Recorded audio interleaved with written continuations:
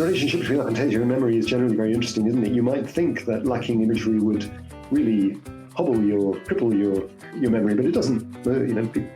It's quite hard to show differences on standard memory tests between people with aphantasia and people with imagery. Autobiographical memory seems to be the one area where there is a sort of significant difference.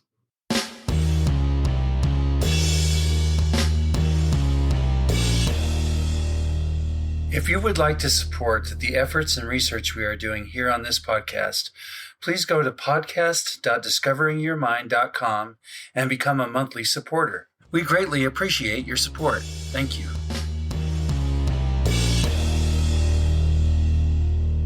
Aphantasia is a condition characterized by an inability to visualize mental images in one's mind. If you have just discovered that you or someone you love has aphantasia, or if you're just fascinated by the subject in general and love learning more about it, you are in the right place. The Discovering Your Mind podcast delves into all aspects of the mind's eye, including aphantasia, hyperphantasia, and everything in between. Welcome to the Discovering Your Mind podcast, brought to you by shanesbraindomain.com. I am your host, Shane Williams, also known as Shane's Brain, and I'm joined today by my co-host, Cole Williams. Say hi, Cole. Hi. And today we're talking with the one and only Adam Zeman. Yes, that Adam Zeman is here, and we are so excited. Welcome to the show, Adam. Thank you for having me. All right, we're really excited to have you on the show today. And if you would, just start out by telling us just a little bit about yourself, your credentials and such. Sure. So I'm a neurologist by trade. I started out with a degree in psychology and philosophy, and it was really through psychology that I became interested in the brain, and I decided to pursue that interest by training in medicine, and eventually found my way to neurology, though it could have been psychiatry. I've always been interested in the border zone between neurology and psychiatry, but most of my career has been spent as a clinical neurologist with a particular interest in cognitive disorders. I've always run my clinical work alongside some research. Okay, awesome. What about other things like hobbies and interests? Like, what do you like to do for fun? Well, hobbies, goodness. So I like exercise. So I jog.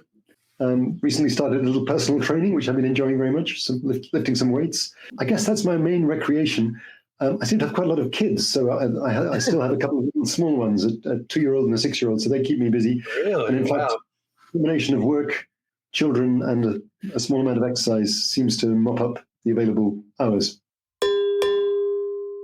In this episode, we will be referring to what we call the Apple graph. If you would like to view the Apple graph to play along and better understand what we're talking about, you can find it on shanesbraindomain.com in the Aphantasia and Beyond section. If you are unable to view the Apple graph for whatever reason, it is a graph divided into 6 sections.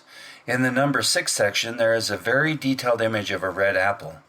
In the number 5 section, it is the same image but with less detail. Number 4 is still in color but has less detail and more basic shapes instead of detailed hues and gradients. Number 3 is the less detailed apple but in gray tones without the color. Number 2 is a simple outline of the apple. And number 1 is blank, indicating no visualization whatsoever.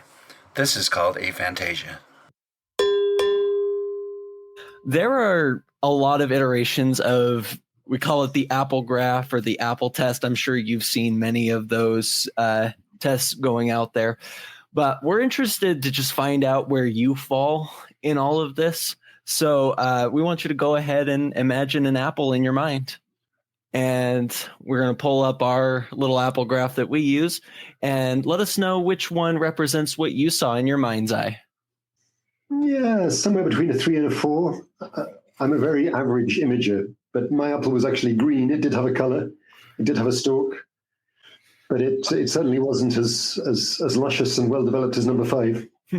Okay, that's about where I am on the scale, too. I'm about a 4, maybe a 5 on a good day. Yeah.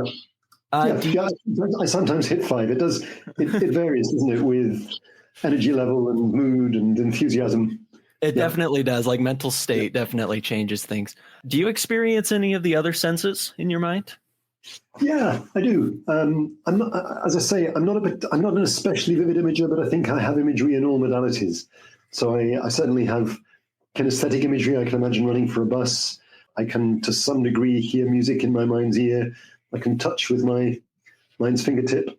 I've often wondered about taste and smell, but I think I do have usually rather faint, but just occasionally more distinct olfactory and gustatory imagery. So yeah, interesting question how easy it is to imagine emotional states and pain, for example. I think that's quite hard. But again, if I tried hard, I think I could get a little breath of sadness or elation.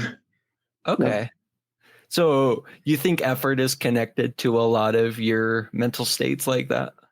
So it would take an effort. It would require a bit of an effort to evoke a mood state, for example. Imagining an apple is pretty easy. That's no problem. But there are forms of imagery which I think I'm capable of, but which I have to work harder to achieve, like the scent of a rose or a state of sadness. All right. That's awesome. Just for your information, this whole podcast started because my dad, Shane, he has aphantasia. Okay. I wonder. So I'm about a 4 on the scale. He's a 1. Go ahead. Yeah, and I don't have any of the other senses either. Okay, so you're a 1 across the board, Shane. Yes. Do you dream visually? That was a question that I had a hard time answering for a long time. So I've really tried to focus on it and figure it out. And I think I do, but it's really hard to tell. And I don't know how to explain it. It's really weird, but yeah, I think I do see some images when I dream. That's, of course, a common and interesting dissociation. So in fact, the majority of people with aphantasia will sometimes dream visually. Yeah, and we do have a question about that a little bit later for you. For now, if you can, we would like to hear the Reader's Digest version of your story, how all of this aphantasia stuff happened, how you got involved in it, and where things went from there. I was passed a referral letter about 20 years ago relating to a patient who had lost the ability to visualize. And this occurred following a cardiac procedure. So he had a coronary angioplasty, procedure to dilate his coronary vessels because of ischemic heart disease. And following this procedure, he found that he could no longer visualize, having previously been a vivid visualizer. So he previously visualized faces of friends and family to help himself get to sleep. He enjoyed visualizing places he'd been. When he read a novel, he would find himself inhabiting a visual world. If he lost his keys, he might be able to visualize where he'd put them until this event, until his visualization abruptly ceased. And I thought this was an intriguing symptom. It wasn't one that I'd ever come across before. And he turned out to be a very delightful, articulate, highly intelligent guy. He'd worked as a surveyor, and he was very happy to participate in a series of assessments. And we established that he was really functioning very normally in all respects, neuropsychologically, cognitively, except that he described this very clear, abrupt change in his experience. And incidentally, he was able to give quite good visual descriptions, so he could tell me what Edinburgh Castle looked like, and he could answer questions like, which is darker, the green of grass or the green of a pine tree? So he knew quite a lot about how things looked, but he said he couldn't see them, he just knew. And we ended up doing a brain imaging study in which we asked him to look at famous faces, but also to visualize them.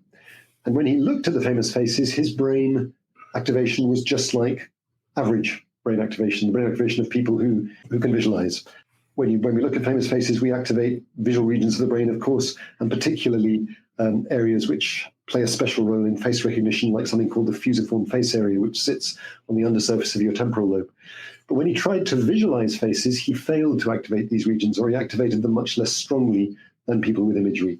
So imagery is, in a sense, a kind of echo of perception. When you visualize something, you tend to activate, if you have imagery, you tend to activate those brain regions which you use when you're looking at those things, but you do so more weakly. He activated these areas very weakly, indeed more weakly than people with imagery. So we thought we'd find an interesting correlate, if you like, to the change he described in his experience, something that, a change on brain imaging that might help to explain the change in his experience. So I thought this was an interesting case. We wrote a scientific paper about it. That was published. I didn't expect too much more to happen. But an American science journalist called Carl Zimmer picked the story up and wrote an article in Discover magazine about the patient, who we called MX. And then over the next few years, about 20 people got in touch saying, we're just like MX, but we always have been. We've always recognized that there's something a little bit different about us. When other people talk about last year's holiday or their loved ones, they seem to have an experience that we just can't access. And we responded to these contacts by sending people a vividness questionnaire. So essentially the kind of slightly more elaborate version of the Apple test. And they all scored right down at the very low end on that test. And then we asked a series of fairly common sense questions like, how did you discover? What emotional impact did it have? Is your memory of your personal past normal? We thought that might be affected by loss of imagery. Do you dream visually? And so on. So we built up a picture of these folk, and it seemed that they were telling a reasonably consistent story. So we thought that it would be a nice idea to write a description of them as a group, but we needed a name to describe this phenomenon because up till then there hadn't been one. There were a few terms used in the neurological literature because individual cases have been described over the years of people who'd lost imagery having previously had it, but these were very kind of clunky terms like defective revisualization or visual irreminiscence, which we didn't think were user-friendly. So I consulted a chum of mine who knows about classical languages, and he said, why don't you borrow Aristotle's term for the mind's eye, which is phantasia, and tag an A onto the end. So that was how the term aphantasia was born, like lack of the mind's eye. And words are quite powerful things, sort of powerful thought tools, and this term caught on, the press liked it, so it was quite widely reported, and the 20 cases which I'd encountered initially turned over the next few years into many thousands of cases. I shouldn't really say cases because I don't think this is a disorder, but examples. And I guess now I've probably had about 20,000 contacts mostly from people like you at the low end of the imagery spectrum with aphantasia, but a fair number from people with hyperphantasia who have very vivid imagery, who I think are extremely interesting too. So that's a thumbnail sketch of the story. Okay, I like it. Thank you. So I want to talk a little bit more about the term aphantasia, because yep. I like the way you said that, absence of a mind's eye. I think that's a good description, but I also hear a lot of people say it's a lack of imagination, without imagination. And I struggle with that because I grew up with aphantasia. I've had it my entire life. The word imagination always meant something different to me than it does to people who can visualize. And so I remember the first time I heard somebody say aphantasia means you don't have an imagination.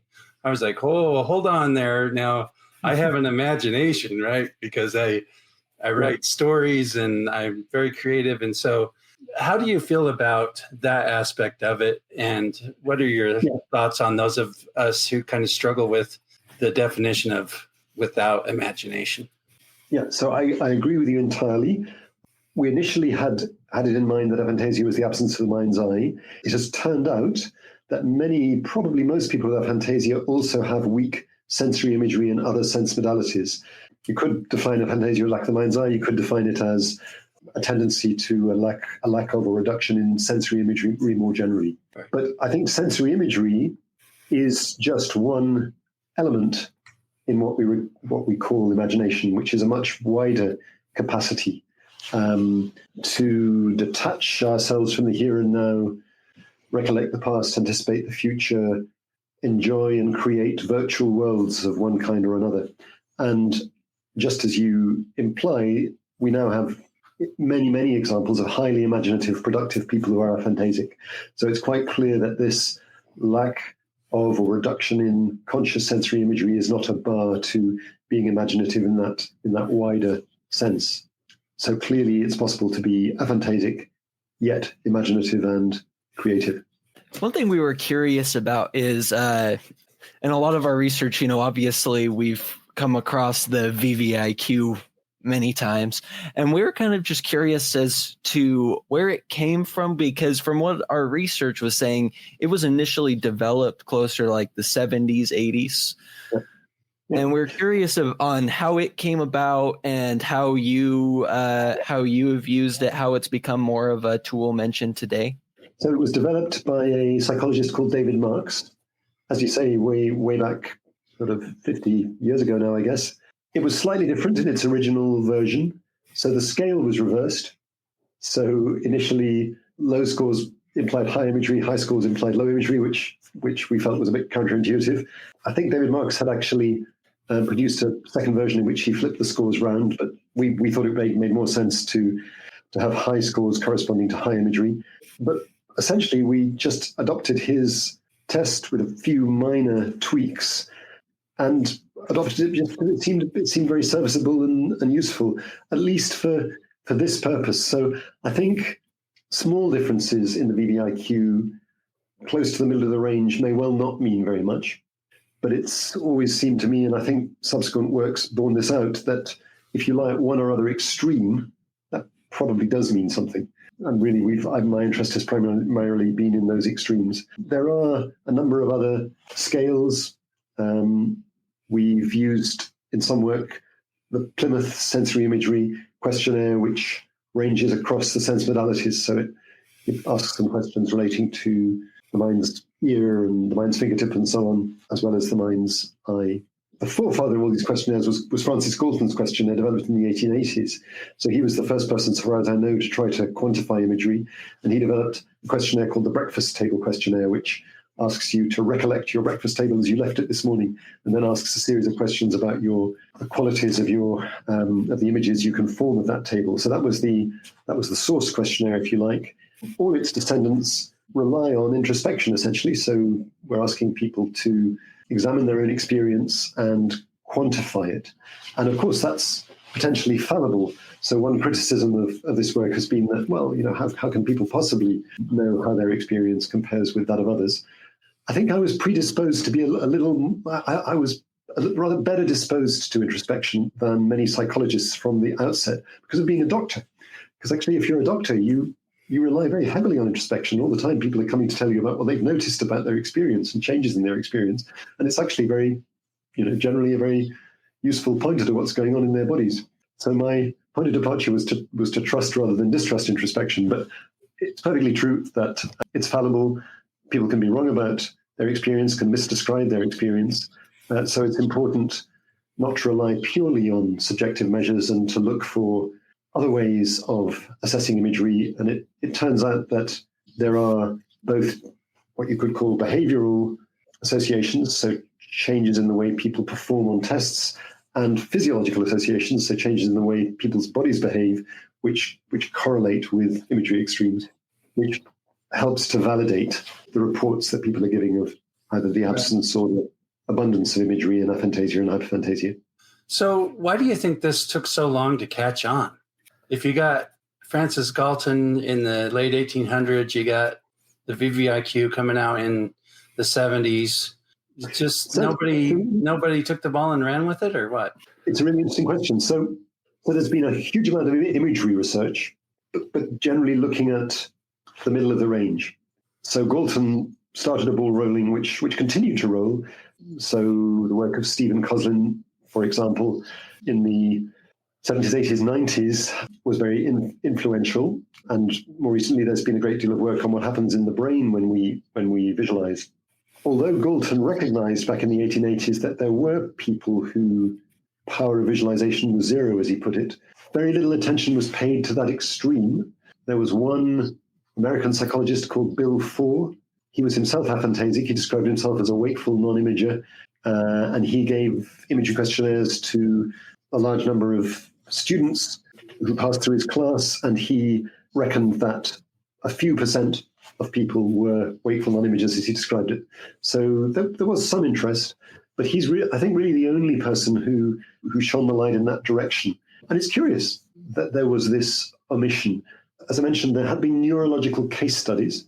So actually, the 1880s was a fertile period for aphantasia research because there was Galton's breakfast table questionnaire, but the father of neurology, Charcot in Paris, described a famous case of a man who'd lost the ability to imagine, kept a diary describing his experience, and the psychiatrist Cotard, who described the delusion that one no longer exists, Cotard's delusion, suspected that loss of imagery might be one of the sources of that delusion. So for a long time, there's been a clinical interest in the loss of visualization, but the realization that quite a substantial proportion of the population have a lifelong lack of visualization was neglected. There is a parallel in the story of prosopagnosia, difficulty in recognizing faces. That was described initially in a clinical context. There were people who lost this ability following brain damage, and then it was appreciated that actually there's a few percent of the population who have a lifelong difficulty in recognizing faces. So there are other similar sort of stories, but it's a bit of a puzzle that it didn't come to light sooner, and I don't quite know why. Having a term for the phenomenon does seem to have been helpful. So I think as soon as that came along, interest ignited and research took off. So it may be that was one missing ingredient. I suspect there's also an element of chance. Yeah, and we've talked a little bit about it, and we think the internet has a huge impact on it as well, right? Because we talk about some of those other time periods where that didn't exist, that people were talking about it, but there was no way to get it out to the masses like the internet has done. I think you're absolutely right. So there were a number of sort of chat rooms where this was being discussed, which sort of poised to spring into more vigorous life once they realized that there were others out there. So I want to ask you about the percentages. We usually hear around 3 to 4% of the population has aphantasia. Do you agree with that number? Is that your number? Where would you? Right, I think it really depends where you draw the line, doesn't it? If you take account only of people who score right down at the floor on the vividness of visual imagery questionnaire, so people who answer in response to every question that they're seeing nothing, they're only thinking about it, it's I think closer to 1%. If you allow for people who have occasional faint imagery, it goes up to 4%. So it's somewhere in that 1 to 4% range. Hyperphantasia seems to be more common. So a few percent score right up at the top of the range. And if you, again, are a little more generous and include people in the 75 over 80 to 80 over 80 range, it goes up to around 10%. Okay. So are you pretty confident in those numbers? Do you think that when more people find out about it, those numbers may go up? It's very difficult to do an absolutely valid community study because you can't force people in the community to complete the vividness of visual imagery questionnaire. And what would be nice would be to have a randomly selected sample of 10,000 people who all completed the VDIQ, and that would give you a reliable distribution. But I would have thought enough work has now been done with reasonably representative samples that those figures are likely to be roughly correct. Okay. So of that 1 to 4%, how many of those are born with it and how many of those acquired it? Essentially, all of them are born with it. So the acquired cases are I think, rare. Okay. Certainly, neurologically acquired cases are distinctly rare. It may be that cases in which it occurs for psychological or psychiatric reasons are a little more common, but still the figures that I've mentioned just now really relate to the lifelong. Okay. Does heredity play a role? We think it probably does. There's certainly a familial tendency. So if you are aphantasic, there's a roughly 10-fold increase in the likelihood that your brother or sister will be, by comparison with what one would expect by chance. That doesn't necessarily mean that there's a genetic element, but it makes it probable. And we know that aphantasia is linked with, by no means always, but there is an association with autism, and we know that that has a genetic component. So, most of our characteristics have some genetic element, so it would be surprising in a way if it had none. To what extent genetics will turn out to explain aphantasia, generally we just don't know, and that really awaits genetic studies, which are possible these days using big biobanks. So that's a research target for the next few years. I have a branch off question of that, going off topic just a little bit. You mentioned the link between aphantasia and autism. I work with children with autism. That's my career. And I've always wondered about that. Like, of the children I'm working with, do you think it's more likely that most of them would have aphantasia then? I think it's going to be quite a complicated story because it has been suggested that autism is associated with visual thinking. And there's the famous case of Temple Grandin.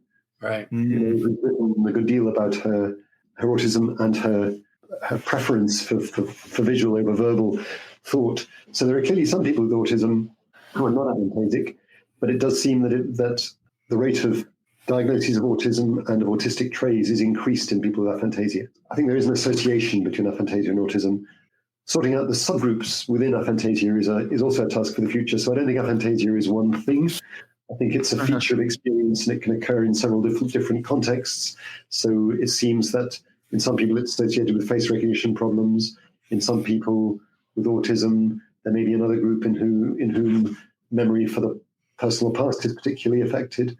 It may well be that there are others in whom it's an isolated feature that we need to do more work to sort out those subtypes or subgroups. Read the book that inspired this podcast, Aphantasia and Beyond, available on shanesbraindomain.com and Amazon. One of the things we've discussed a lot in our podcast and our research is memory involved with aphantasia. And one of the things we've run into a lot is this diagnosis of, it's called, I'm sure you've heard of it, severely deficient autobiographical memory, or SDAM. Yeah. And we were looking at the definition of that, where it says it refers to a lifelong inability to vividly recollect or re-experience personal past events from a first-person perspective. Yeah. And that sounds a lot like aphantasia. Yeah. In a lot of ways. We've done some research on how SDAM became a term. We were wondering just about your thoughts on SDAM. I think it overlaps with aphantasia. I think the most consistent cognitive association with aphantasia is a reduction in the richness of autobiographical memory, which goes along with a reduction in the richness of future thinking, if you like, or the richness with which you can imagine future scenarios. But for most people with aphantasia, that isn't of the same sort of severity as described in SDAM. So occasionally I encounter somebody with aphantasia who says, I really just have a factual knowledge of my past life, and when I read about something I did in the past, it's pretty much like reading about somebody else's life. But that's the exception. That isn't true for most people with aphantasia. They just have a somewhat less rich recollection. So I don't think they're the same thing, but I think it may well be that aphantasia is one element of SDAM, or if you like, there's a subgroup of people with aphantasia who have SDAM. I don't think they are the same entities. Okay. The relationship between aphantasia and memory is generally very interesting, isn't it? You might think that lacking imagery would really hobble or cripple your memory, but it doesn't. It's quite hard to show differences on standard memory tests between people with aphantasia and people with imagery. Autobiographical memory seems to be the one area where there is a sort of significant difference. Yeah. I mean, anecdotally, we've noticed that as well. With guests on our podcast, sometimes we'll run through different memory tests, and there isn't that much of a difference usually between whether they're aphantasic or hyperphantasic. Yeah, typically memory tests look at relatively short-term memory. So if you go to see a psychologist, they're going to test your immediate recall, your recall at 30 minutes. That's usually it.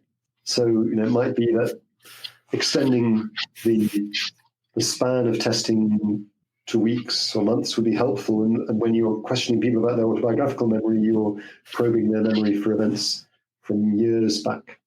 From other research I've done, one message has been that sometimes when people complain of a memory problem and are told by psychologists that they don't have one, the problem may actually lie with the test rather than with the subjective report. It feels like we're all doing our best here, but it's all so muddy and complicated. It's hard to really nail it all down. That's life.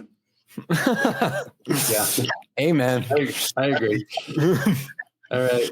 So there are many people with aphantasia who have partners or other people close to them in their lives that just don't believe that aphantasia is real. Do you have any advice or insight for those people? Yeah, that is tricky, isn't it?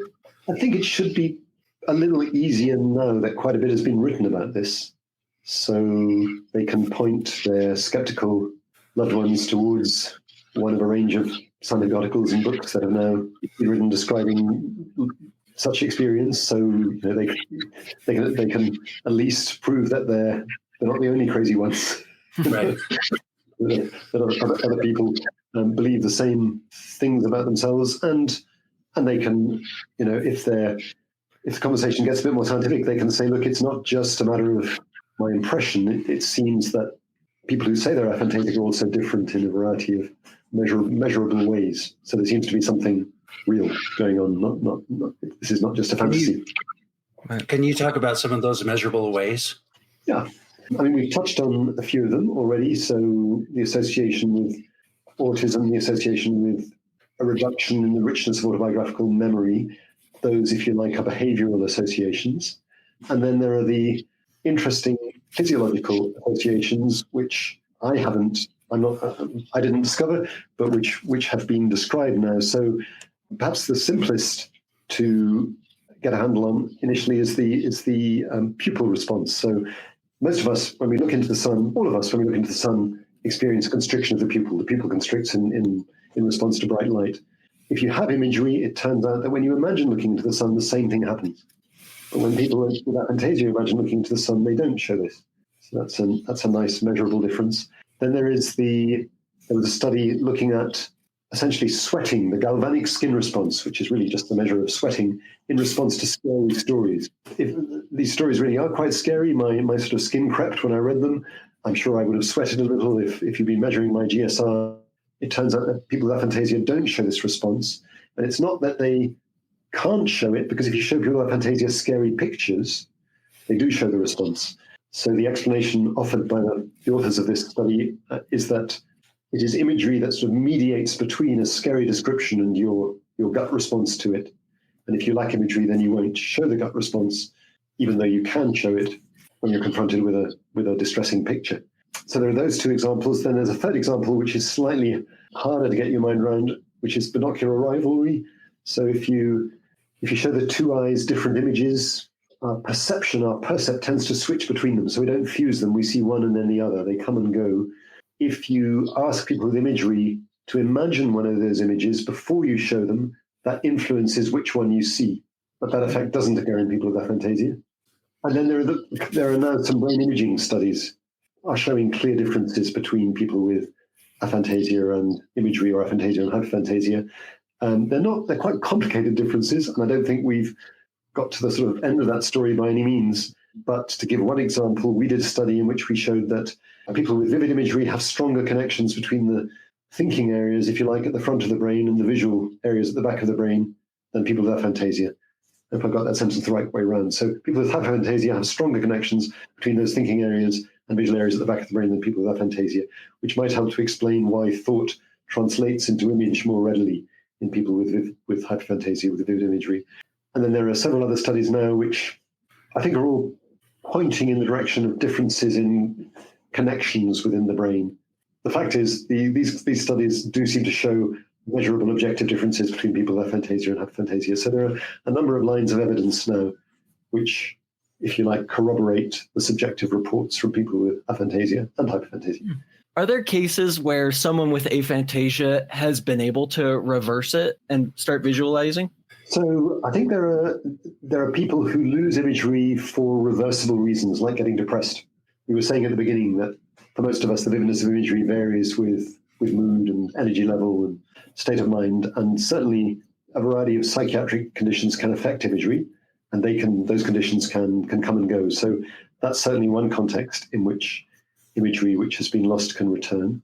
I've heard from quite a number of people with lifelong aphantasia who've tried to cultivate imagery that they found it very difficult, and generally that they've failed. But I have now heard from just a handful of people who said that they've gained at least some imagery, not generally very vivid or very easily controlled, but that they have been able to move from zero imagery to some. So I think we haven't looked at this systematically yet. It would be really interesting to do so. My impression, anecdotally, is that if you have lifelong aphantasia, it's hard to gain imagery, but it may not be impossible. Did those people mention what they did? Yeah.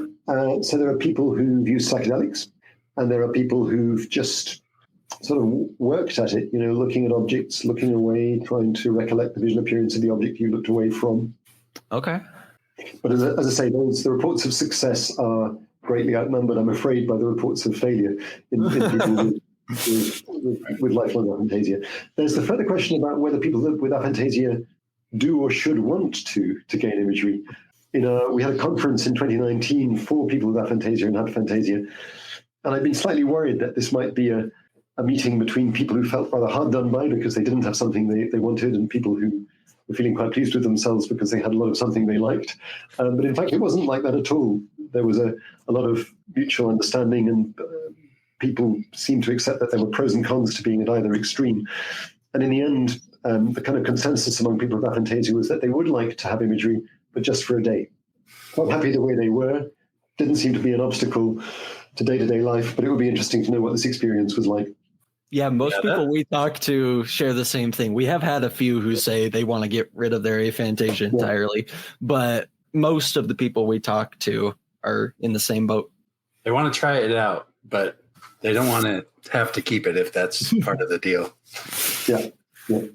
All right. So back to the dreams thing that we talked about earlier. Why do so many people with aphantasia have visual dreams? When the man in the street, if you like, encounters that fact, it often engenders skepticism. So they say, "Look, this is crazy. How can you see images in your dreams if you can't see them during the day?" But actually, to a neurologist, it makes sense, because the state of the brain when we dream is very different to the state of the brain when we are enjoying wakeful imagery. If a psychologist asks you to visualize an apple, you have to perform a very top-down procedure in the brain. You have to understand the request, decide to comply with it, and kind of issue a command to the brain to visualize, which is going to involve accessing your memory of what an apple looks like, and then generating some activity in visual areas to give your image its visual feel.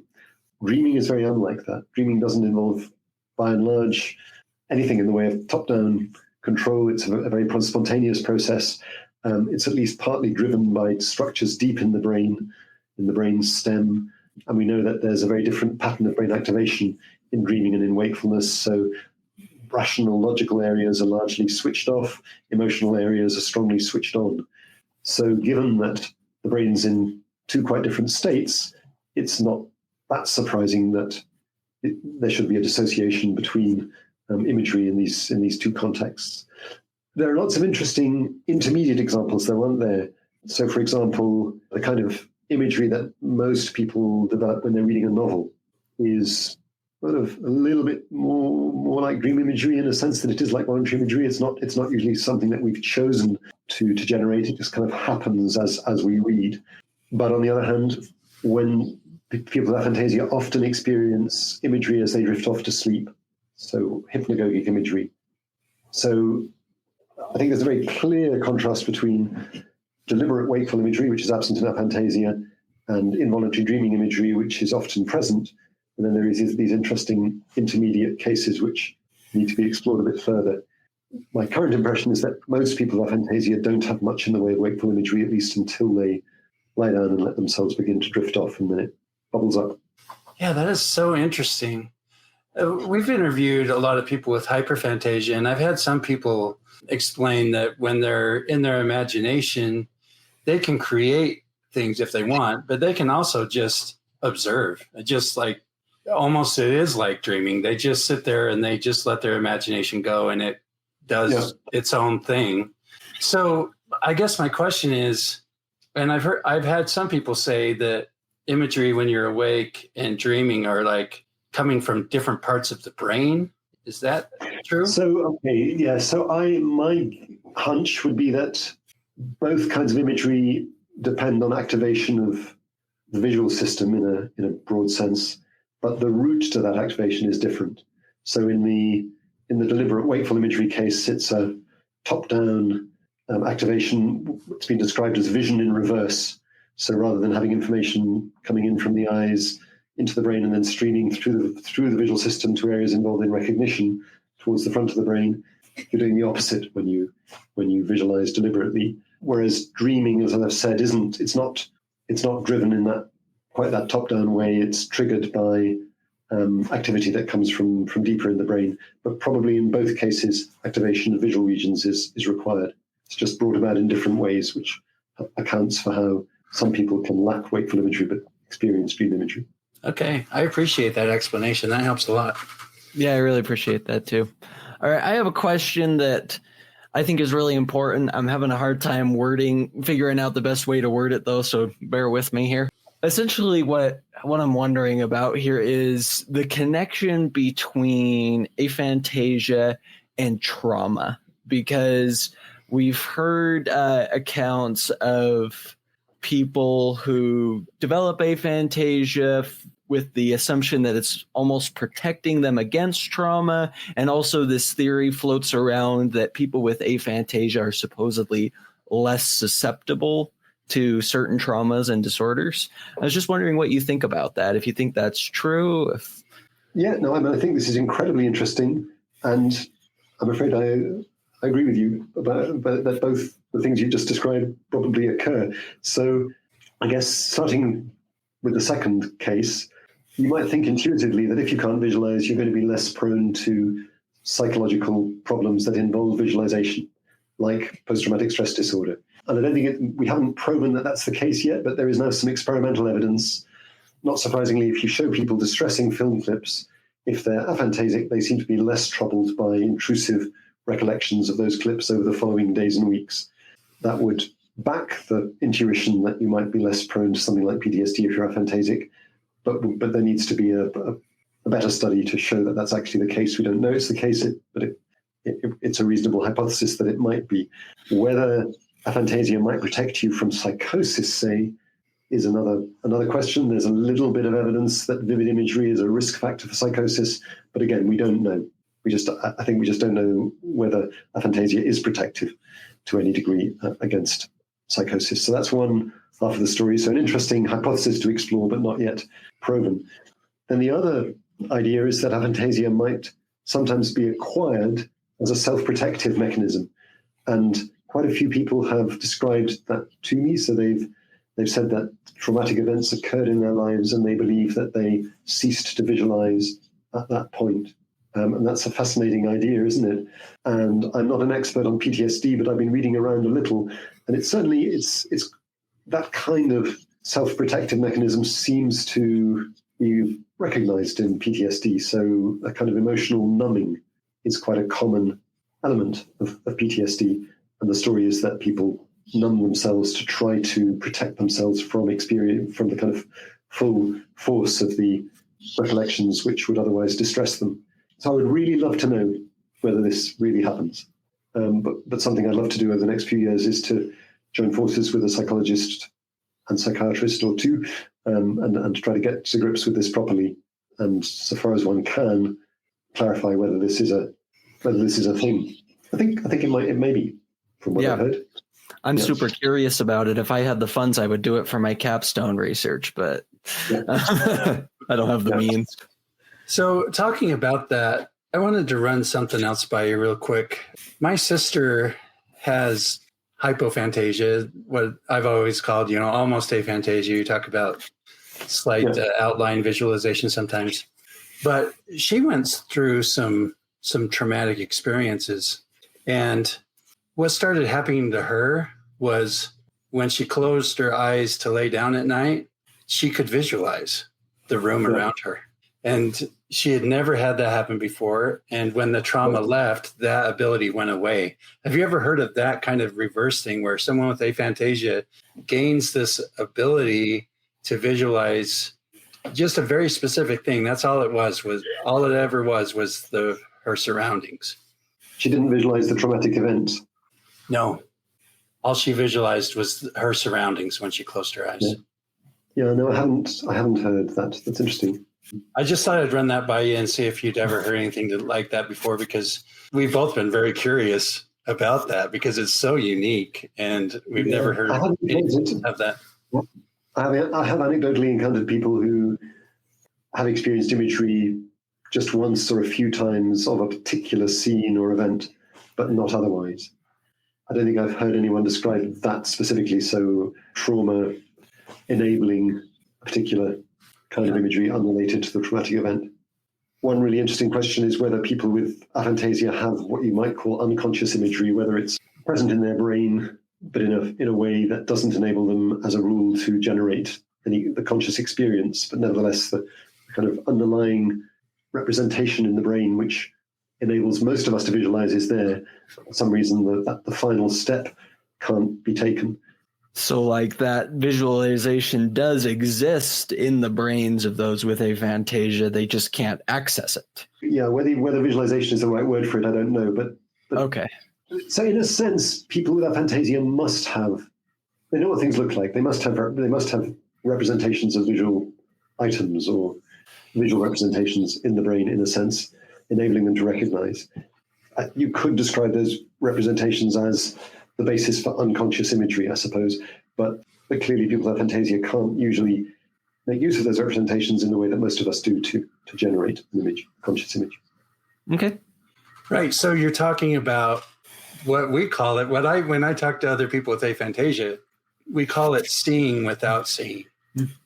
Yeah. So it's almost like if I think of a particular photograph, sometimes we'll even use the verbiage, I can see it, right? Even though I can't see it. But it's this weird ability to see without seeing. Yeah. So people describe imagery being sort of just the other side of a veil or the other side of a wall. Yeah, like in the other room is what I say sometimes. Or is it a bit like tip of the tongue? You know, when you Yeah, a little bit, I guess. Yeah. I've never thought of it that way, but yeah. The really interesting further question then is, can some parts of your brain make use of it, even though you can't generate an image? You can't capture the image, but can you, for example, when you're remembering an event, can you draw on those visual memories, even though you can't visualize? Yes. So could that information, tell you, for example, about the color of the dress somebody was wearing, even though you can't see it? That's a little bit harder for me because if I didn't pay attention to it and log that information, that part's not going to come back to me. But more in a very vague way, a lot of those details too come back. It's just more vague. It doesn't have a whole lot of the details, but it has kind of a snapshot of it with some of the like emotions will be attached to that and things like that. So that's why I do describe it as being in the other room. Yeah, it is so hard to describe. I mean, it's very difficult to know how we know what we know. Right. But I've always been a little doubtful that people with aphantasia can be remembering solely on the basis of kind of verbal descriptions that they've given themselves of what's happening in their lives. That's what I've tried to just tell people is it's more than just words. Yep. Words are part of it, but it's more than that. It's like experiencing it without experiencing it. It's seeing it without seeing it. That's why I end up calling it a lot of times just mysterious, because I don't know how to explain it. I don't know if the English language has words for it. Have you discussed the phenomenon of blind sight? Not in those terms. Blind sight? Yeah, so this is it may be an analogy. It's a very rare condition in which, following damage to the brain, people are blind, say in half their visual field, but they can, if they're asked to guess whether there was or wasn't a flash of light, or whether a square or a triangle has just moved through their visual field, or which direction it was going, they do much better than chance. So they don't have a visual experience, or at least don't report any visual experience, but they know a bit about what's happening visually. And that's been quite extensively studied. And it seems to be explained by the fact that there's one route which goes to the primary visual cortex, which is crucial for conscious vision, but there are lots of other routes in the brain which visual information takes. And presumably it's those other routes, one of those other routes, which is allowing people to make these reasonably accurate guesses despite not having the visual experience. So that might be an analogy for aphantasia. It's not that your brain is completely lacking the neural basis for imagery. It's just the information is flowing along different tracks, right, to the one required for the conscious experience. Yeah, that's so interesting. It may well be that there are advantages to being aphantasic as well as some disadvantages. And one of the advantages which many people report is that perhaps easier for them to be present. And it's the case for people with vivid imagery. So if you have vivid imagery, you're more likely to be distracted by thoughts of the past, some craving for something in the future. Whereas if you like imagery, it may be easier for you to be in the here and now. For someone who acquired aphantasia later in life and is devastated by it, struggling with anxiety, panic attacks, difficulty sleeping, other issues, do you have any advice? So in general, when people describe acute psychological distress in association with aphantasia, it has seemed to me that the source of the distress is not the aphantasia itself. That's certainly true of people with lifelong aphantasia, I think. So there's usually something else going on, I think, which could usefully be addressed. I guess in the case of somebody, of the person you describe, this would have to be, of course, said very tactfully and gently, but I'd say that I don't think this need be a deeply distressing experience. There are people who've lost imagery and who have been philosophical about it because their functioning is generally well preserved. So it doesn't cause huge changes in people's abilities by and large, except, of course, it's quite understandable that you might miss an ability which you previously enjoyed. So I think I would tactfully draw attention to the survivability of this problem and also to the advantages which aphantasia can sometimes confer. And I'd wonder whether there might be more to the story than I've so far heard. I think that's a good answer. Yeah, me too. I agree with you that there can definitely be some silver linings and some great things that they can take from it if they choose to. All right, Adam. Well, thank you so much for joining us. We really appreciate your time. That was an enjoyable conversation. Good to meet you. Yeah, it's nice to meet you too. Yeah, good to meet you. It's been kind of a dream of ours to have you on the show, and so we're so grateful that you agreed to it and that you came, and it was very insightful, and I learned a lot. So really appreciate it. Great. Okay, well, good to speak. Glad to help you realize a dream. All right. Have a good evening. Okay. Take care. Okay. Cheers for now. Bye then. Bye. If you like what you hear, please subscribe, follow, and engage with us, and share it with your friends and family as we continue to explore this fascinating subject. For additional information about this episode or Shane's Brain, check out the show notes. Thanks for listening to the Discovering Your Mind podcast. You are beautifully unique.